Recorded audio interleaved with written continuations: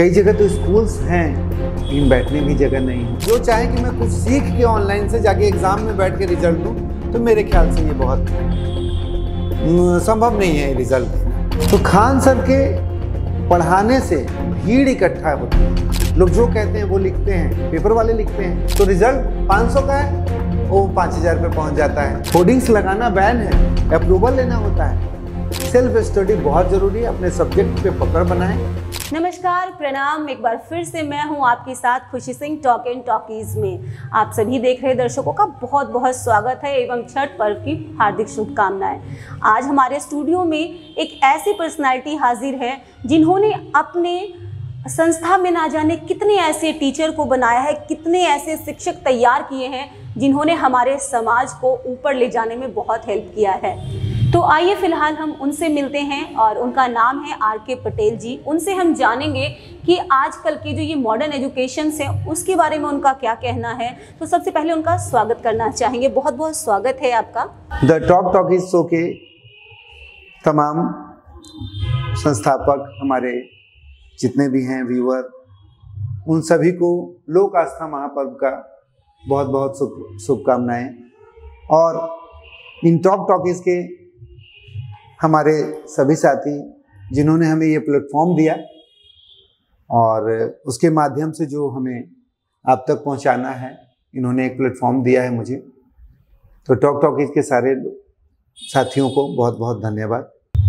जी हाँ, सर ने बहुत सारी शुभकामनाएं दी है आज के इस पावन पर्व में। और आप एक बैकग्राउंड में सॉन्ग भी सुन रहे होंगे। टॉक टॉकीज के तरफ से आप सभी को छठ पर्व की ढेर सारी शुभकामनाएं। तो चलिए फिलहाल इसके साथ साथ हम अब बात करेंगे एजुकेशन सेक्टर की। और फिलहाल सर से हम ये जानेंगे कि सर आप ये हमें बताएं कि के पाठक सर ने ये जो 75% का अटेंडेंस का मैंडेटरी रखा है, इसके बारे में आपका क्या विचार है? आपने जो ये सवाल किया है,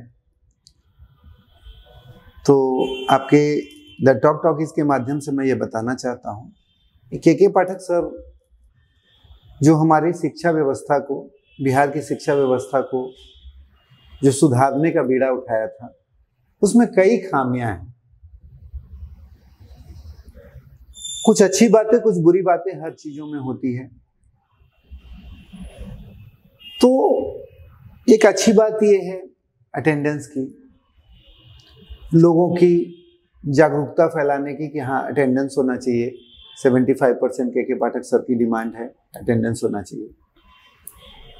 तो मैं के पाठक सर से ये आपके चैनल के माध्यम से ये कहना चाहता हूँ कि आप जाकर अपने स्कूल्स में, अपने कॉलेजेस में आप ये देखें कि वहाँ क्या व्यवस्था है। बच्चे हैं, कई जगहों पे टीचर नहीं हैं,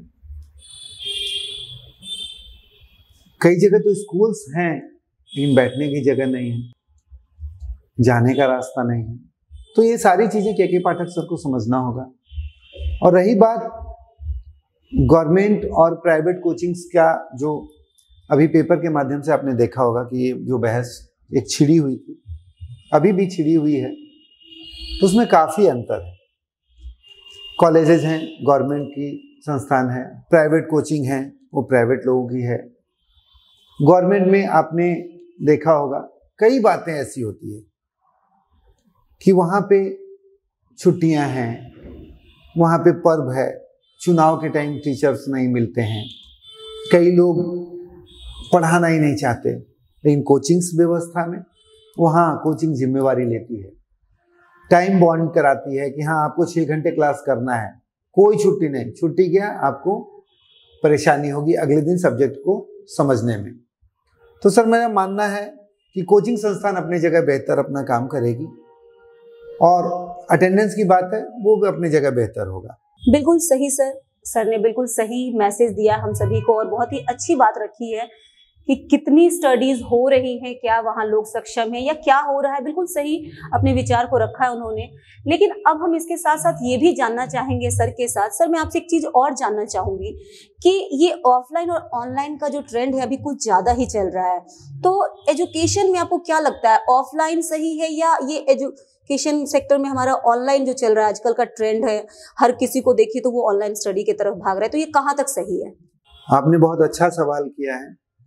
ये मुझे काफ़ी दिनों से किसी भी चैनल के माध्यम से, आपके द टॉक टॉकीज के माध्यम से ही मैं लोगों तक पहुंचा सकूं कि ऑफलाइन ऑनलाइन इसमें बेसिक फर्क क्या है। तो जैसा कि आप जानते होंगे कि हमारे हिंदुस्तान में, आपने किताबों में पढ़ा होगा, किताबों के माध्यम से, हमारे हिंदुस्तान में गुरुकुल पद्धति थी। बच्चे आके सामने टीचर के सामने बैठ के पढ़ा करते थे।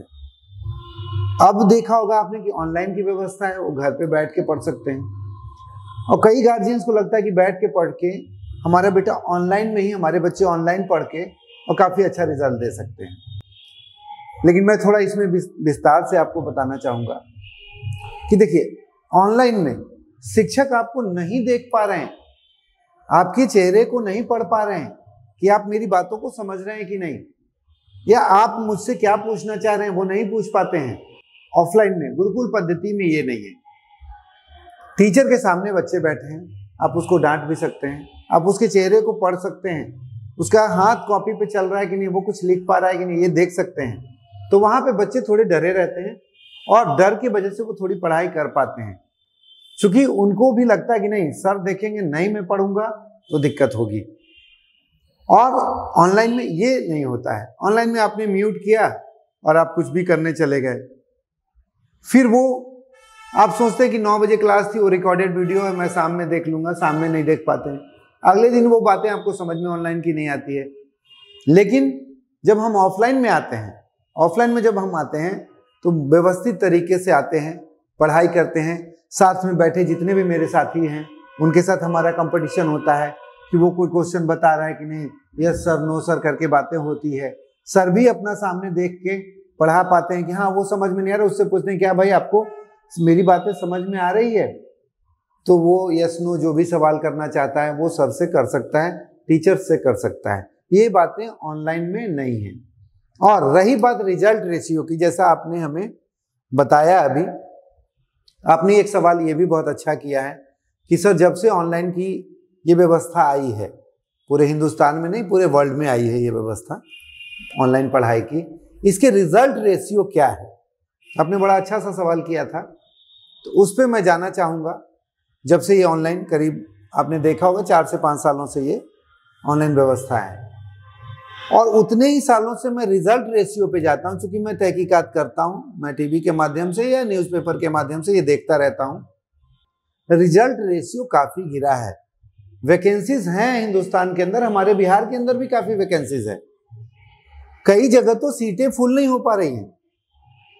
क्यों? क्योंकि ऑनलाइन से बच्चे गेन करते हैं, वही बच्चे इसमें से कुछ ले पा रहे हैं ऑनलाइन से, जो बच्चे पहले से थोड़ा बहुत जानते हैं या वो काफी मेहनत कर पाते हैं, वो ऑनलाइन से उन्हीं को फायदा है। और जो चाहे कि मैं कुछ सीख के ऑनलाइन से जाके एग्जाम में बैठ के रिजल्ट दूं, तो मेरे ख्याल से ये बहुत संभव नहीं है रिजल्ट देना। जी हाँ, thank you so much sir, आपने बिल्कुल बखूबी अपनी हर बातों को रखी है, और बिल्कुल ये सही है कि ऑफलाइन स्टडीज ही अच्छी होती हैं। ऑनलाइन में बच्चा आखिर क्या कर रहा नहीं कर रहा ये पेरेंट्स भी नहीं जानते हैं। माना कि डिजिटल होना बहुत अच्छा है, लेकिन कहीं ना कहीं ऑफलाइन स्टडी ही हमारे लिए अच्छा है। तो फिलहाल सर ने ये बहुत ही अच्छी बात रखी है, एक लाइन कहा कि गुरु जब तक शिष्य से जुड़ा ना हो और शिष्य जब तक गुरु से जुड़ा ना हो तब तक बात नहीं बनती है। तो आइए फिलहाल कुछ आगे बढ़ते हैं। अब हम बात करेंगे एजुकेशन सेक्टर में एक ऐसे व्यक्ति के बारे में जिनको सर बहुत ही इनिशियल टाइम से जानते हैं, बहुत ही बखूबी जानते हैं। जी हाँ, पहले तो सर जो मुझे पता चला है अभी तक आपके बारे में, मुझे ये पता है कि आपको 20 साल से ज़्यादा एक्सपीरियंस हमारे कोचिंग संस्था में है, और आप खान सर को भी बहुत ही इनिशियल टाइम से जानते हैं। तो आखिर मैं जानना चाहूंगी सर कि उनके पढ़ाने का जो ढंग है, या अपने वो ज्ञान को जो दूसरों के सामने डिलीवर करते हैं, अपने शिष्य के सामने करते हैं, उसके बारे में आप क्या कहना चाहेंगे? जैसा कि आपने हमारे खान सर जो हैं उनके बारे में आपने पूछा, उनके पढ़ाई का तरीका क्या है, तो देखिए उसके हम लोग डीप में नहीं जाते हैं कि वो क्या करते हैं नहीं करते हैं। सभी बच्चों का अपना अपना चॉइस होता है और अपनी अपनी स्वतंत्रता होती है कि वो किसके यहाँ पढ़ सकता है, किसके यहाँ नहीं पढ़ सकता है। और रही बात खान सर की, तो आपने देखा होगा स्टार्टिंग के दिनों में 2020, जैसा कि उनका 2020 में जो गलवान घाटी, तो क्या गलवान घाटी किसी क्वेश्चन में जब से 20 से 23 के बीच में कभी आया कि गलवान घाटी से कोई क्वेश्चन आ गया हो? या वो जितने भी शॉर्ट्स हैं, जितने भी उनके वीडियोस हैं जो आपके फेसबुक पे, आपके यूट्यूब पे आते हैं, क्या उससे कोई क्वेश्चन आता है? मैं उनकी बातों को रख रहा हूं आपके सामने क्योंकि मैं उनको काफी टाइम से जानता हूं। उन्होंने जब अपना कैरियर 2017 से शुरू किया था, जब से मैं उनको जानता हूं, उससे पहले से मैं उनके साथ में बगल में ही मेरी क्लासेस चलती थी। तो खान सर के पढ़ाने से भीड़ इकट्ठा होती है। अब भीड़ क्यों इकट्ठा होती है? किसी जगह पे कोई जादू दिखा रहा होता है। देखते हैं जिन्होंने पैसे दिए, जिन्होंने नहीं भी दिए, वो चारों तरफ से घेर के उस जादू को देखते रहते हैं। तो क्या सबको उससे फायदा होता है क्या? और खान सर की बात है, खान सर ने जो भीड़ इकट्ठी कर रखी है, ये मैं मानता हूं कि कम पैसे में भीड़ उन्होंने इकट्ठा किया है, लेकिन भीड़ से रिजल्ट का परिणाम क्या है? आपके एजुकेशन सिस्टम से, आपके पढ़ाने के अनुसार रिजल्ट का रेशियो क्या है, ये कभी कोई नहीं बताता, वहां से भी नहीं बताया जाता। और इसके ऊपर कोई संस्था ऐसी नहीं है जो आपके दिए हुए रिजल्ट को काउंट कर सके, आपकी सत्यता को जांच सके। इसी में सारे संस्थान, जितने भी कोचिंग संस्थान हैं, उन सबका बल्ले बल्ले है। उसमें एक खान सर भी आते हैं, जैसा आपने बोला, लेकिन मेन रिजल्ट पे आइए तो किसी का कोई पैरामीटर ही नहीं है, कोई किसी को बता ही नहीं पाता कुछ। चूंकि बिहार में क्या, पूरे हिंदुस्तान में कोई ऐसी संस्थान नहीं है जो आपसे आके पूछे कि ये 5 लड़कों का आपने रिजल्ट दिया, ये वाकई में इसका प्रमाण है क्या आपके पास कि आपने खुद से पढ़ा के अपने पास या आपकी कोचिंग संस्थान में पढ़ाई करके इन्होंने रिजल्ट दिया? ऐसी कोई संस्थान हिंदुस्तान में नहीं है। तो इसका आप आकलन नहीं कर सकते कि किनका अच्छा है, किनका बुरा है। जी बिल्कुल सही कह रहे हैं सर। मतलब आपकी बातों के अकॉर्डिंग तो ये होना बहुत जरूरी है कि हर कोचिंग में अगर कोई कोचिंग बैनर निकालता है कि मेरे यहाँ से इतने बच्चे रेडी हो के या सिलेक्ट हुए हों, तो उसकी पुष्टिकरण करने के लिए कुछ ना कुछ होना चाहिए कि आखिर इतने हुए तो उसके आंकड़े कहाँ है, वो सारे स्टूडेंट्स कहाँ है, मतलब एक इंस्पेक्शन होना चाहिए। देखिए, आपने जो सवाल किया, इसका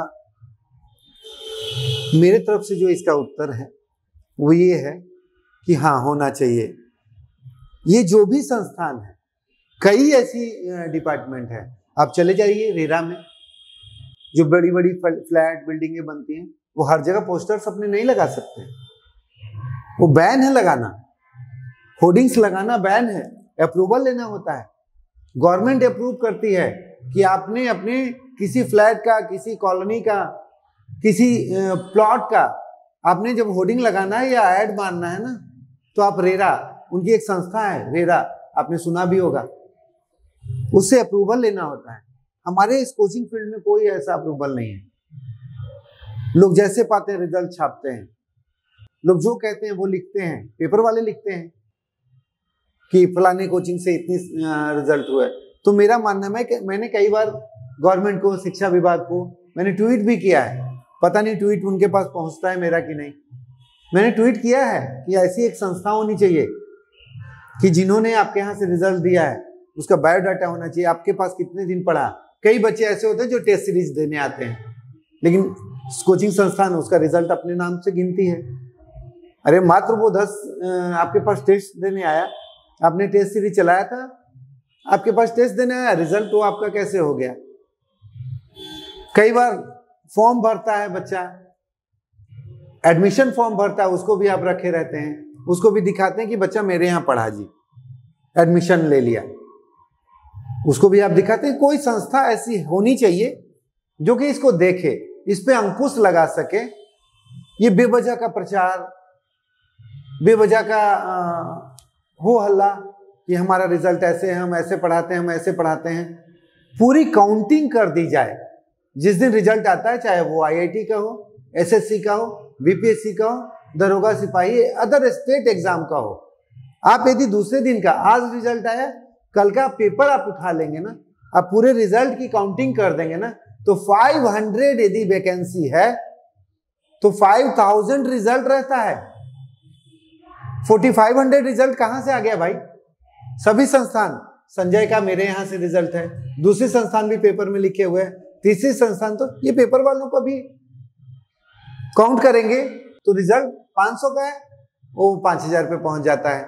तो ये व्यवस्था बहुत ही लचर व्यवस्था है, इसको दुरुस्त करने के लिए कोई ना कोई संस्था होनी चाहिए मेरे हिसाब से। चलिए, फिलहाल सर आपने बहुत अच्छी बातें रखी है हमारे बीच, लेकिन अब मैं सर आपसे रिक्वेस्ट करना चाहूंगी हमारे टॉक टॉकीज के माध्यम से कि आप हमारे सभी वैसे बच्चे को जो बीपीएससी के तरफ या कोई भी सिविल सर्विस के तरफ जाना चाहते हैं, उन्हें आप एक छोटा सा मैसेज दे करके आगे के लिए, उनके भविष्य के लिए क्या कहना चाहेंगे?